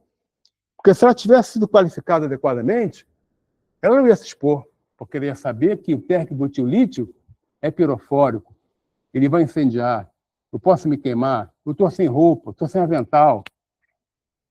Simplesmente ela foi lá fazer a atividade, porque ela foi delegada. Então, a atividade científica que envolve substâncias químicas, cujos usuários não tenham recebido a devida qualificação e segurança, deve ser classificada como atividades críticas, uma vez que apresentam elevado potencial de ocorrência de eventos adversos, com consequências significativas para a saúde humana, o meio ambiente e a integridade das instalações, e especialmente entre os menos qualificados, menos capacitados. Diferente de uma indústria comum, o laboratório científico frequentemente cruza o risco químico com o biológico. Isso é que tem no nosso laboratório científico. Então, no laboratório da Fiocruz, você vai ter lá o agente químico, o agente biológico, o agente físico, misturado no mesmo ambiente. Então, você tem que conhecer. Um pequeno incêndio químico pode romper cercos de contenção biológica do NB3 e do NB4, transformando um incidente local em uma crise de biossegurança comunitária. Pode passar para outros laboratórios. Relatório da OSHA diz que a maioria dos acidentes laboratoriais envolve substâncias amplamente utilizadas, como álcool etílico, éter etílico, acetona, ácido sulfúrico, hidroxódio, peróxido, amônio, fenol e formaldeído. Assim sendo, a possibilidade de queimaduras, quando as medidas preventivas não são adotadas, não está descartada. Agora, quanto tempo essa pessoa aqui vai levar para recuperar a sua pele aqui? Quanto tempo essa pessoa aqui vai levar para recuperar? Então, uma queimadura térmica causa dor imediata e tende a cessar. Se queimou a mão fritando ovo, queimou, fez a bolha, ela vai. Daqui a pouco passa a dor, vai melhorar. Agora, a queimadura química, ela reage com o tecido humano. Ela consome, né, o teu tecido. Um descuido de 3 segundos ao manipular um oxidante pode destruir décadas de conhecimento técnico. Então, a complexidade do derramamento químico varia de conforme o local, a classe, as propriedades da substância, o volume liberado, do que pode demandar ações diferenciadas de contenção, descontaminação e proteção de pessoas e ambiente. Acidentes podem ser evitados. Em diversos ambientes laboratoriais, há um maior preparo para lidar com emergências do que para preveni-las. Isso é importante. Eles preferem trabalhar o acidente já gerado do que fazer a prevenção. Parece que a cultura de algumas pessoas está inserido isso. Como fosse um protocolo. Bom, você tem que trabalhar a prevenção. É importante destacar que, em segurança, a prevenção deve sempre ser priorizada, pois evitar o acidente é mais eficaz do que mitigar seus efeitos. O que seria melhor? Fazer a prevenção ou cuidar do pé queimado do trabalhador?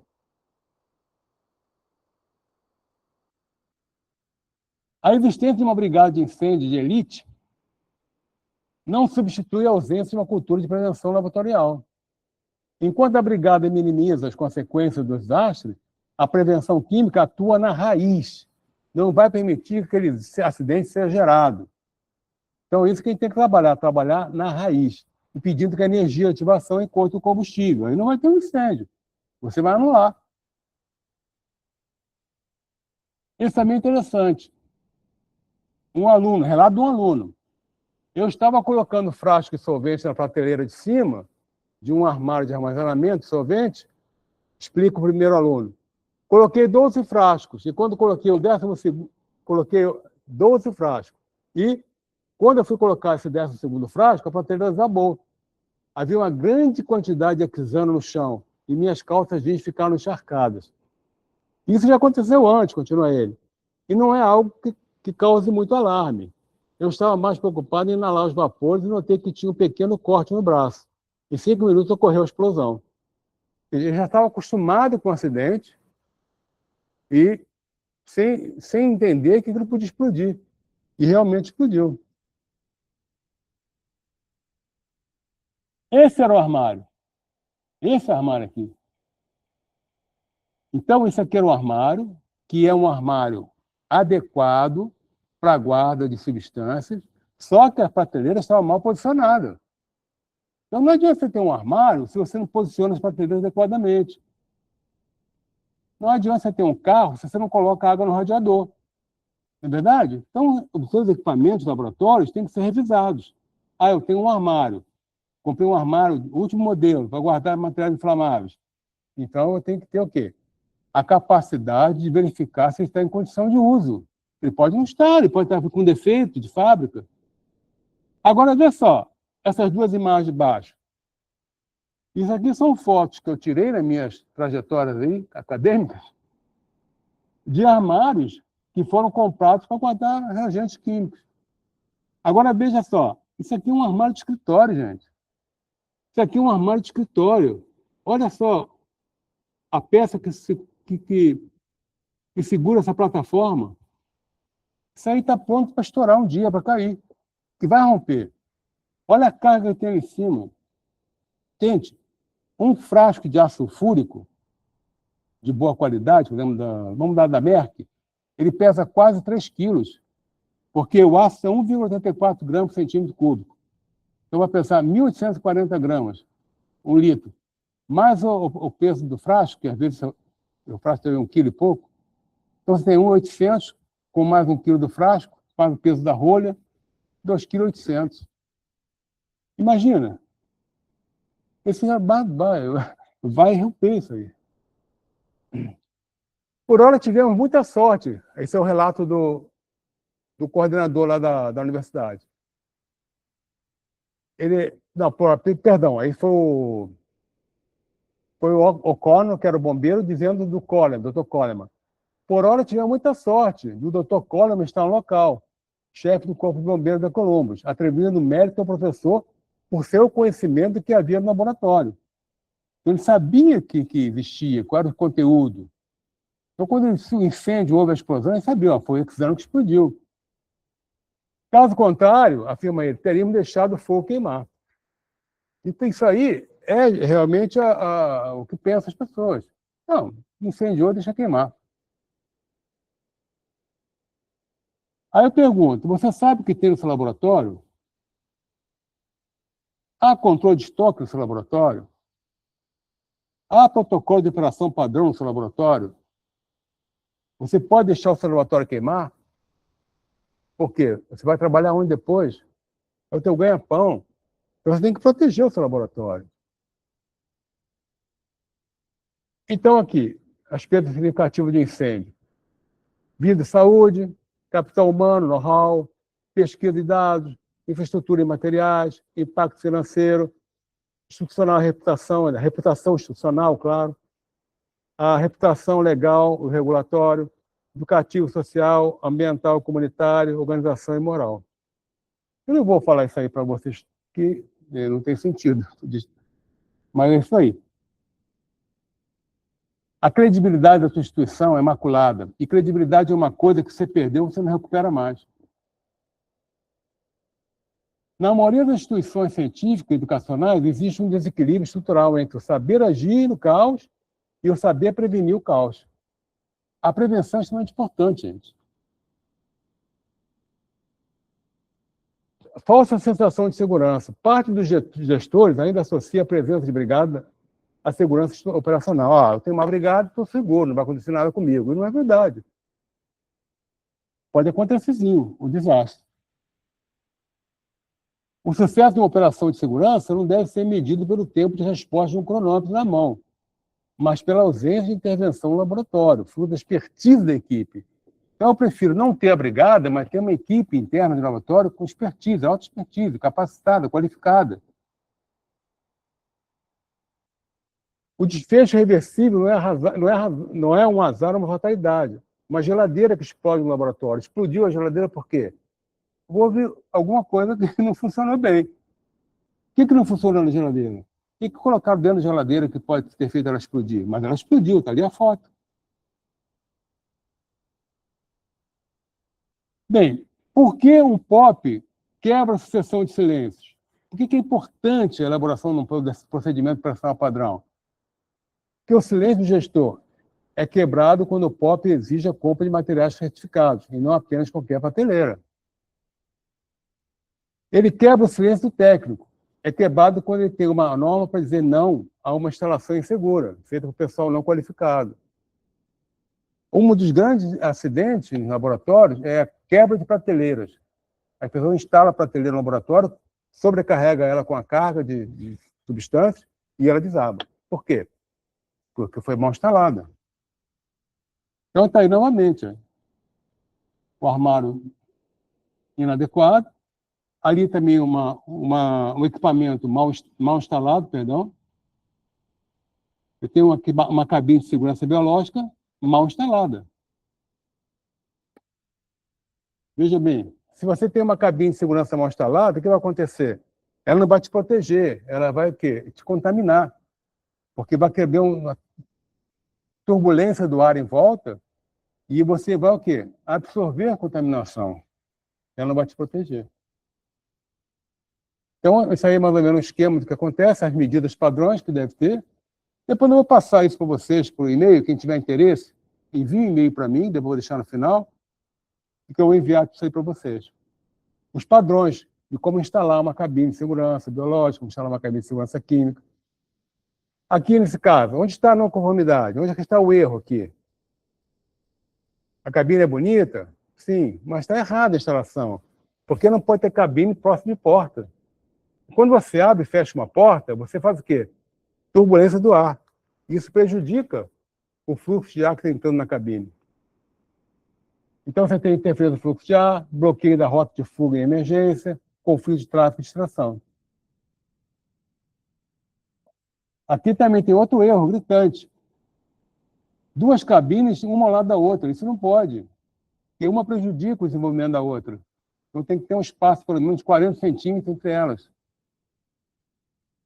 Aqui também é o esquema de como tem que ser a distribuição da cabine. E com relação à cabine de segurança química, a mesma coisa aqui. Ela não, perdão, aqui não é biológica. Você não pode ter trânsito, perdão, você não pode ter trânsito de pessoas, porque vai afetar o funcionamento da cabine. Aqui também está a falha, não pode estar junto. Aqui já está na medida correta. Então, aqui está correto, aqui está errado. Então, com relação à cabine de segurança química, não pode estar próximo de porta, porque você abriu e fechou uma porta, você está causando uma turbulência no ar que vai prejudicar o quê? O funcionamento da cabine, consequentemente, vai contaminar o operador. Tráfego também em torno da cabine não pode acontecer. Pessoas muito juntas em bancada próximo da cabine também não pode acontecer.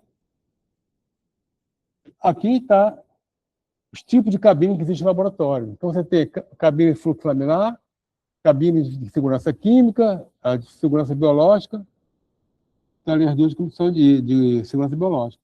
E aqui está a de segurança química. Então, a de segurança química não pode trabalhar com material biológico dentro. Tá bom? É só químico. Na cabine de segurança biológica, não pode trabalhar com material químico, somente material biológico. Mas acontece isso nas instituições? Sim. Às vezes tem uma cabine para tudo, e não pode. Infelizmente, não pode. Então, a cabine de segurança é isso aí, ela vai puxar o ar do laboratório e vai expelir o ar para fora. O quantitativo de substâncias químicas presentes na atividade científica é bastante expressivo. Trata-se de uma grande diversidade de substâncias com características específicas, como nós já vimos lá na frente, capaz de gerar situações complexas. Quando essas substâncias interagem com agentes biológicos igualmente complexos, o cenário torna-se ainda mais crítico. Assim, qualquer brigadista ou técnico de segurança necessita de qualificação especializada. Dada a expressiva diversidade de substâncias químicas e atividades científicas e suas complexas interações, a convergência com agentes biológicos de alta propriedade cria cenário de risco híbrido de severa gravidade. Na verdade, essa palestra que nós estamos fazendo aqui é uma parte do curso que a gente fornece na Fiocruz.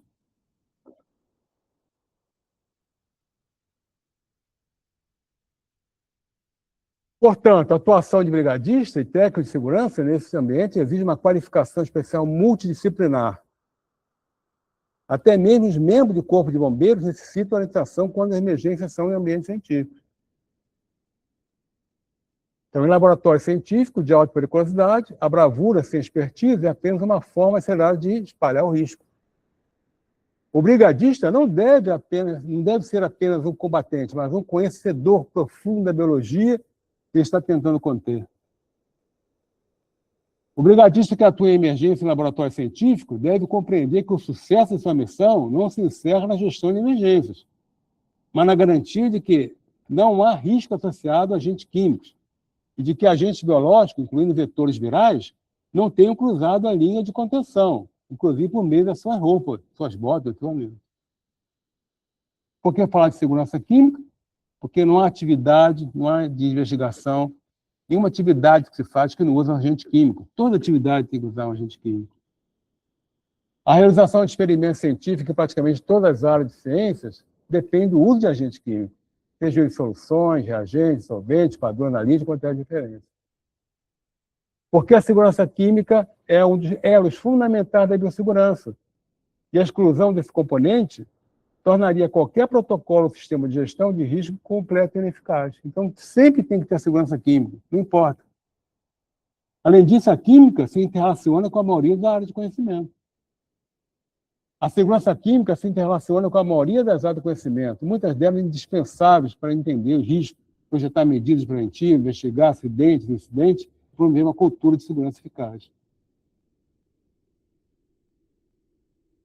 Os agentes químicos estão amplamente presentes praticamente em todas as atividades de investigação, biotecnológica, industriais, hospitalares, agrícolas e artesanais, e tendo papel fundamental no processo de análise, síntese, diagnóstico, produção e ensino.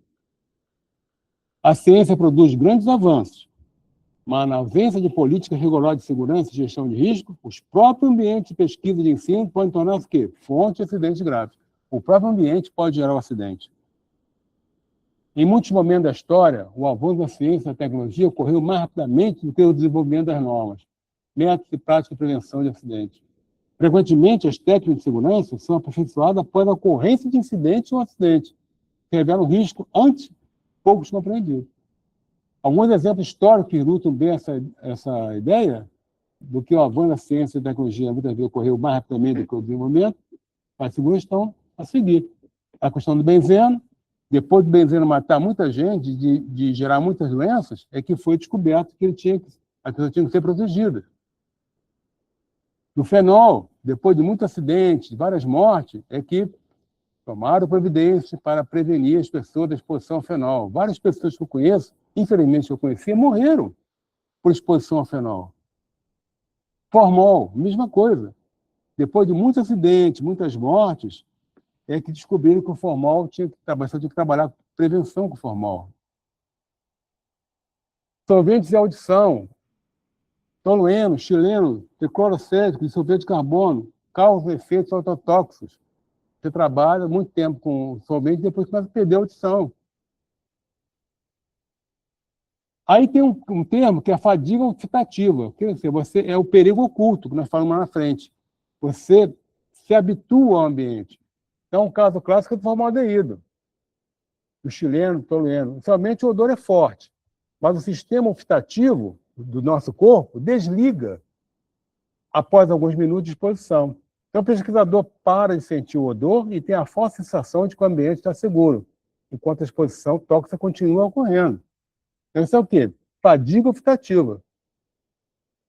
Embora o trabalho em laboratórios acadêmicos difira do ambiente industrial, a percepção de que os acidentes são raros, de baixa gravidade, é equivocada, uma vez que, em termos de proporcionais, a taxa de lesão nesses ambientes pode ser significativamente elevada. Ao longo dos anos, infelizmente, muitos mestrados e doutorados em todo o mundo têm sido definitivamente interrompidos para jovens alunos, ou por um acidente fatal, ou realmente por um afastamento definitivo do ambiente. Esse acidente aqui também é clássico. Um estudante de 22 anos trabalhava no laboratório de sebativo da Universidade de Lyon. Ele espetou o dedo trabalhando com diclorometano. Aqui está a primeira foto. Depois ele foi ao pesquisador, mostrou o dedo, aqui aconteceu, eu espetei com agulha, não sabia que não podia trabalhar com agulha e tal. E o dedo dele foi tomando uma proporção estranha. Aí ele teve que ser submetido a uma cirurgia. Todo o dedo dele ficou necrosado, praticamente. Depois de um ano e tanto de tratamento, depois de cirurgias, ele recuperou, em parte, o seu dedo. Mas veja bem aqui essa foto aqui da esquerda. 5 dias depois do acidente. Então, na ficha de informação, não tinha nenhuma, de segurança química, não havia nenhuma informação que ele não podia usar com agulha. Mas ele usou agulha e espetou o dedo.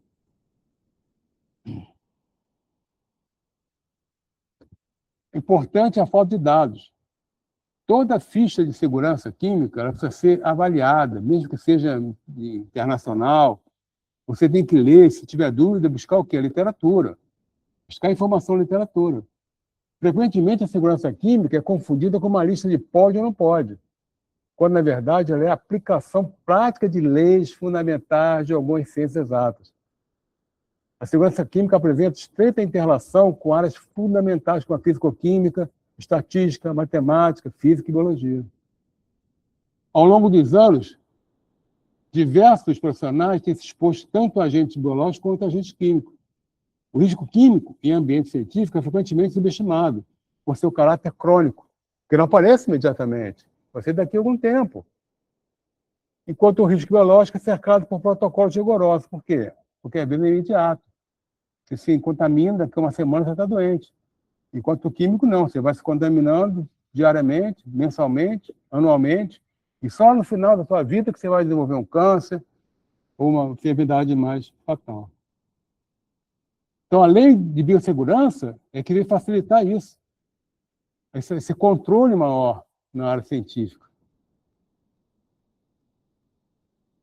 Observa-se que em muitas instituições científicas e educacionais, a segurança química é insuficientemente abordada nos cursos de biossegurança, sendo frequentemente negligenciada.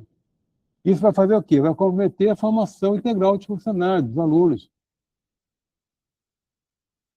Veja que, em 1908, o Oswaldo Cruz, quando veio de Paris, da França, que ele foi fazer o término dos seus estudos, ele já pensava em segurança. Então, ele mandou construir no Castelo Morisco essas campânulas que eram para extrair os vapores do laboratório para o exterior. As janelas também eram altas, para poder arejar o ambiente. E as portas também eram altas, para poder ter circulação, iluminação, porque ele já se preocupava com o quê? Se preocupava com os agentes que ele utilizava na época, que era formol, fenol, ácido fúrico. Então, não existe biossegurança real sem segurança química rigorosa, gente. Na biotecnologia, o microorganismo é o passageiro, mas a substância química é o veículo. O risco físico é o motor silencioso dos grandes acidentes laboratoriais. Então, risco físico, risco químico, risco biológico estão sempre de mão dadas. Eles caminham juntos. Ali tinha uma imagem que eu acabei tirando. Então, exemplo de interação físico-química, física, biológica e química. Autoclave trabalha com pressão e calor. Se a autoclave explode, ele espalha no ambiente toda uma quantidade de aerosóis, de agentes biológicos. A centrífuga, uma energia cinética. Se a centrífuga também explode, por um desbalanceamento qualquer do rotor, ela pode espalhar também patógenos ou outros materiais pelo laboratório. Radiação UV e laser, amplamente usada em biotecnologia. Risco físico das pessoas também se exporem aos agentes, os raios, e ter mutações na pele. Isso é um fato. Então, o que a gente sugere? Além da consulta obrigatória SDS e FDS, é fundamental que os usuários busquem informações complementares na literatura científica especializada. Artigo de revisão, base de dados, toxicidade, relato de incidentes, oferecem uma visão detalhada sobre a reatividade química, a estabilidade de novos compostos e os perigos ocultos que podem não estar totalmente mapeados em fichas comerciais padrão.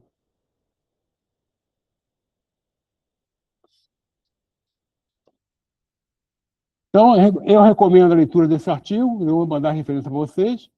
É um dos artigos mais completos que eu já li até hoje. Ele tem 44 referências importantes, que não li as 44, mas li algumas que dão um panorama sobre nossa situação em laboratório, trabalhando com agentes químicos. Dentre as muitas competências de segurança química, uma bastante relevante é a avaliação de risco. E o risco combina dois elementos importantes: a probabilidade de uma lesão ou perda de ocorrer efetivamente como resultado de exposição ao perigo, e a gravidade gerada, o dano dessa lesão. Então, a realização de avaliação de risco, antes da execução de atividades perigosas e médicas, é uma prática indispensável, pois permite antecipar cenários diversos e implementar medidas de controle eficaz. Aqui está um exemplo, mais ou menos, que eu estou descrevendo, depois eu posso mandar para vocês, é o modelo guia para a elaboração de análise de risco. Descrever a atividade, identificar os perigos, determinar os riscos. A análise de risco consiste na identificação de perigos e na estimativa da probabilidade das consequências associadas ao evento desejado. Principais elementos da gestão de risco: aplicação da hierarquia de controle, desenvolvimento de procedimento para padrão, implementação de programas de treinamento de segurança, auditorias periódicas, revisões das práticas de segurança e preparação para a emergência. Em um laboratório químico, por exemplo, análise de risco identificou que o ácido perclórico é um forte agente oxidante, capaz de reagir violentamente com materiais orgânicos. O que a avaliação de risco descobriu? Decidiu-se que essa manipulação só pode ocorrer em cabine de segurança de ácido perclórico, específica para ácido perclórico. Não pode ser uma cabine de segurança comum. Por quê? Porque ela pode explodir. E a cabine de ácido perclórico é uma cabine revestida de ácido oxidado, é uma cabine que tem que ter lavagem constante, um sistema washdown, para poder tirar o quê? Todos os resíduos de cloratos que ficam impregnados na tubulação. Isso pode fazer a cabine explodir, o laboratório explodir, você morrer e tal. Então, a teoria do ponto cego, ou blind spot, também é importantíssimo, que eu sugiro que vocês também entendam, que é aquilo que você não consegue ver, mas que está presente. Por exemplo, aqui o ponto cego. A pesquisadora está ali trabalhando, mas tem 2 cilindros de ar, 3 cilindros de gás ali ao lado dela. E ela pode se acostumou já com isso, acho que não tem problema, mas ali é um ponto cego. Quando o procedimento incorreto é realizado repetidamente, sem gerar um acidente, o cérebro deixa de interpretar aquilo como um risco. Aqui tem uma imagem extremamente importante. Quando eu mostro a imagem para os alunos, raramente as pessoas conseguem decifrar qual é o enigma ali. Mas o problema é que quando você está trabalhando numa câmara de segurança biológica, não pode ter ninguém ao teu lado. Por quê? Porque atrapalha o fluxo de ar. E a cabine puxa o ar do laboratório para dentro da cabine. Então, aquela pessoa ali é um anteparo. Por prejudicar a entrada de ar, o que está acontecendo? A pesquisadora está exposta aos agentes, porque a cabine não está funcionando plenamente. Então, no Brasil, o ensino de segurança química ainda recebe atenção insuficiente, mesmo sendo fundamental para a formação de profissionais, capazes de atuar com responsabilidade, segurança ambiental. Em muitos ambientes há uma lacuna, né, um gap relevante de conhecimento sobre os procedimentos associados às substâncias químicas. Isso aí que nós temos que trabalhar muito intensamente. Acidente por ponto cego. Durante a pandemia de Covid, por exemplo, esse é bem recente, houve um aumento significativo de acidentes envolvendo álcool em gel, principalmente em relação a queimaduras e incêndios. Por que isso? Por quê? Porque quando o álcool queima, ele produz uma chama invisível. E as pessoas não percebiam a chama e colocavam luvas e colocavam mais álcool, ficavam incendiando, se queimando, muitos acidentes com enfermeiros, com médicos, com relação a isso aí. Então, pode-se afirmar que o laboratório científico é a extensão do educacional, no sentido que a cultura de segurança é um contínuo. Se o laboratório educacional falha em ensinar, por exemplo, a importância da face fit, quer dizer, o ajuste facial de máscara, aí fica difícil, né? Então, isso aí tem que ser ensinado. Se você não adianta colocar uma máscara facial, que ela não está funcionando plenamente. Quando você usa uma máscara facial, por exemplo, se você emagreceu, engordou, tem que mudar a máscara. Fez um trabalho odontológico, colocou um bracket nos dentes, tem que mudar a máscara, tem que fazer um aperfeiçoamento. Qualquer alterações faciais, cicatriz, pintos, tem que mudar. Uso de piercing faciais, não pode. Introdução, alteração de outros equipamentos de proteção individual. Então, tudo isso aí são critérios do desconhecido. Muita gente não conhece isso. Mas você tem que trocar, sim. O uso de barba é proibido. Você não pode ter uma máscara facial com uso de barba, porque não vai proteger você. Então, o laboratório educacional, incidentes, serve para a correção imediata do aprendizado. No laboratório científico, o banco de dados de acidentes e incidentes é uma ferramenta de proteção de propriedade intelectual e da vida, de que a instituição aprenda com base, com quase acidente. O risco inerente, está acabando já. Os riscos inerentes aos laboratórios científicos e educacionais podem ser efetivamente mitigados, permitindo que o pesquisador e cientista realize esse trabalho social com segurança. A mitigação de riscos químicos em ambiente científico depende fortemente da qualificação adequada dos profissionais que atuam no laboratório. Então, a formação técnica e a capacitação contínua são elementos essenciais para garantir que os profissionais compreendam os perigos associados às substâncias químicas e saibam aplicar corretamente as medidas de controle e prevenção. Uma qualificação consistente é aquela que ocorre de forma contínua, estruturada, sistemática, alinhada às necessidades reais da atividade profissional, garantindo que do conhecimento adquirido seja sólido, atualizado e efetivamente aplicado na prática. Assim, uma qualificação consistente promove competência técnica, consciência de risco e comportamento preventivo, que são os elementos fundamentais para a fortaleza da segurança química e a cultura de segurança no ambiente laboratoriais. Então, pode afirmar que a segurança química ainda é negligenciada em muitas instituições. Essa negligência pode ser manifestada de várias formas: ausência de políticas de segurança química, ausência de qualificação adequada, infraestrutura inadequada, não conformidade com o norte de equilíbrio, cultura de segurança fraca ou ausência, não identificar os perigos, subestimar os riscos. Então, muitos acidentes são gerados no laboratório, almoxarifados, etc., por desconhecimento e pela violação das normas de segurança química, gerando situações complexas. A segurança é uma disciplina empírica. Isso significa que frequentemente aprendemos a nos proteger com erros e acidentes do passado. Então, a experiência pode ensinar o quê? Você aprende com segurança, cometendo muitos dos seus próprios erros, pode não sobreviver por muito tempo. Eu não posso ficar me acidentando definitivamente no laboratório. Imperativo que as instituições científicas implementem cultura da segurança em suas instalações. Então, a cultura de segurança em uma instalação científica é mais do que criar um conjunto de regras, estabelecer um ambiente onde a segurança é um valor fundamental e compartilhado por todos. A segurança não é uma obrigação, mas uma parte intrínseca do trabalho diário. A ausência de uma política de segurança química em uma instituição científica pode causar uma série de problemas graves sistêmicos. Uma instituição sem uma política de segurança química clara está operando sob missão ética. Sem diretrizes institucionais, a segurança torna-se opcional. Use se quiser, dependendo apenas da boa vontade individual. Então, o professor que vai identificar se serve, se não serve, se põe, se não põe. Já quando a política é instalada, é obrigatório, é obrigado a fazer isso. Então, a ausência de uma política formal pode criar uma cultura de desleixo em relação à segurança.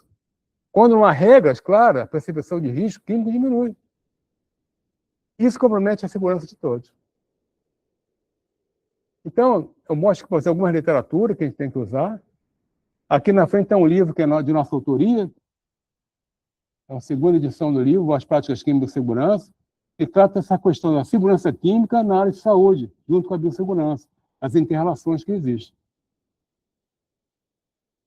Finalmente, para a alegria de todos, é primordial estabelecer a inclusão da disciplina de segurança química nas instituições de ensino, pesquisa e formação profissional, a fim de promover a cultura de segurança e prevenir acidentes laboratoriais.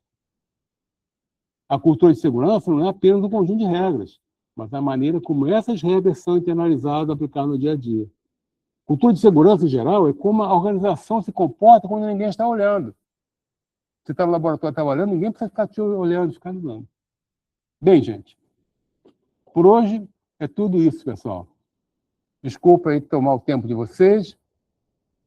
Tinha muito mais para falar, mas o tempo não deixa. Eu peço desculpa a vocês pelo tempo exagerado, mas é que o assunto é extenso e envolve muitas complexidades. Muito obrigado.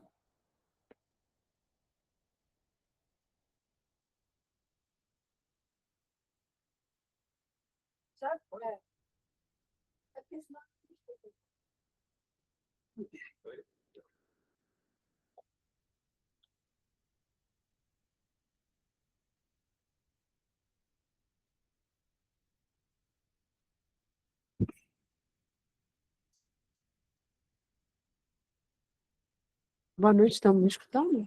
Estão escutando? Primeiro, eu queria muito agradecer. Eu estava ali no chat, estava prestando atenção, e assim, o chat está cheio de conversa. As pessoas agradecendo, as pessoas interagindo, falando que a palestra é maravilhosa, com muitos comentários, que o assunto é muito importante. E realmente é um assunto muito importante. A segurança química precisa realmente dessa atenção que às vezes a gente vê que não tem, né? Que não acontece. Então, eu vou ver aqui se a gente consegue...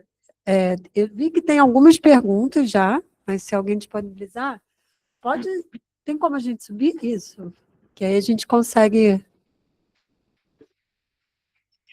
quem ainda desejar fazer pergunta, pode colocar aqui no chat que a gente vai ler. Mas acho que pode e subindo que tem uma... Eu vi que lá em cima tinha algumas... Aqui, ó, aqui já vi. Ó. Poderia indicar... aqui já tem uma, ó, Maiara. Poderia indicar alguns materiais de referência sobre os procedimentos adequados para o descarte de resíduos químicos? Posso sim, ela envia um e-mail para mim, Viu, Maiara? envia um e-mail para mim que eu passo para ela tudo que ela precisar. Ah, e tem esse professor... Sobe mais um pouquinho, Gustavo, que eu tinha visto o Petrúlio falando que ele é que ele é químico há 13 anos no estado do Rio Grande do Norte e trabalha com práticas experimentais na sala de aula. Tem um laboratório de ciências na escola, porém ainda não possui estrutura e segurança ideais para o desenvolvimento adequado das atividades. E, diante dessa realidade, ele gostaria de saber quais as estratégias ou alternativas que o senhor recomendaria para práticas experimentais seguras, mesmo em ambientes com limitações estruturais. Mesma sugestão, ele envia um e-mail para mim, eu envio um plano para ele, detalhado, e a gente pode interagir sobre o que ele precisa e é mais fácil. Porque agora tem muitas informações que nem cabe agora aqui. Viu, Petrulho? Eu acho que no final da apresentação a gente pode até repetir ali depois, já tem um e-mail, né, Paulo Roberto, que estava disponibilizado. No final está o e-mail. Deixa eu ver se tem mais alguma. Então, quem desejar fazer mais perguntas, né, tiver mais dúvida, pode mandar, encaminhar um e-mail para o professor que ele vai responder. Desce um pouquinho, tem 7 novas mensagens. Ele está sugerindo até que o senhor ofereça um curso, ó, de segurança e uma base regular, tá vendo? A palestra foi muito boa. Esse curso existe, a gente oferece na Fiocruz, mas também ofereço particularmente também. A Gláucia pergunta se os bombeiros recebem treinamento para atuar nos laboratórios em caso de ocorrência. Não necessariamente.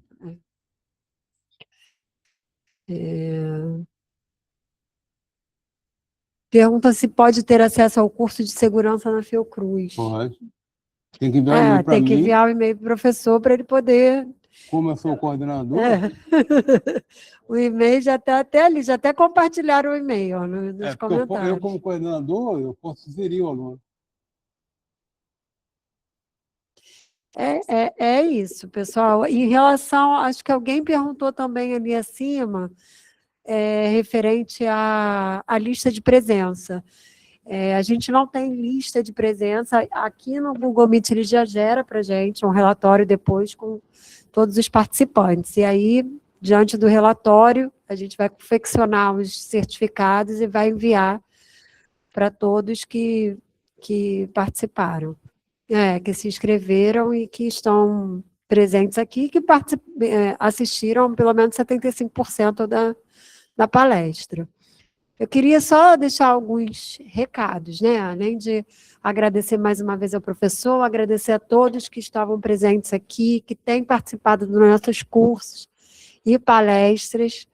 A gente tem aumentado, né, Gustavo? A gente tem tido muitas palestras. E eu queria deixar um recado para quem ainda não segue a gente nas redes sociais do CRQ, que passe a seguir, porque lá é onde a gente está publicando todas as nossas informações, no nosso site também, e deixar um alerta que hoje a gente finalizou, foi o último dia do nosso edital de patrocínio para o nosso Prêmio Química Faz Bem, que é uma iniciativa do CRQ3, para esse ano de comemoração dos 70 anos do sistema CFQ-CRQs. E esse vai ser um prêmio onde a gente vai ter 2 categorias principais, para estudantes e profissionais, tanto de nível técnico quanto nível superior. E a próxima etapa nossa aqui, né, porque o prêmio ele tem algumas etapas, a primeira foi em relação ao patrocínio, que o edital terminou hoje, e a próxima vai ser o edital para inscrição e envio dos trabalhos. Então, que fique atento às nossas redes, ao nosso site, aos nossos canais de comunicação, porque em breve a gente vai publicar esse edital para que as pessoas possam se inscrever e enviar seus trabalhos, participarem da nossa primeira edição do Prêmio Química Fez Bem. Agradeço mais uma vez a todos, acho que a gente não tem nem mais nenhum comentário, só comentários de, enfim, agradecimento, parabéns, né, palmas, e desejo uma boa noite a todos. Muito obrigado.